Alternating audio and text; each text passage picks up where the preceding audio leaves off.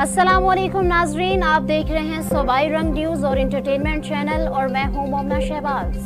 सबसे पहले नजर डालते हैं आज की आम खबरों पर। मयारी दूध की फराहमी के लिए पंजाब फूड अथॉरिटी की कार्रवाइयां। रावलपिंडी में मुआयने के दौरान 630 लीटर मिलावटी दूध तल्फ कर दिया गया। डीजी पंजाब फूड अथॉरिटी के मुताबिक टीमों ने मरी एक्सप्रेस वे पर नाके लगाकर 8 गाड़ियों में मौजूद 1555 लीटर दूध का मुआयना किया।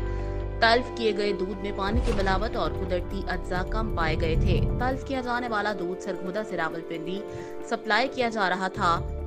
कवायद और जवाबित की खिलाफ वर्जियों पर 6 सप्लायर्स को जुर्माने किए गए। मिलावट से पाक अशिया की फराहमी के लिए कार्रवाइयों का सिलसिला जारी है।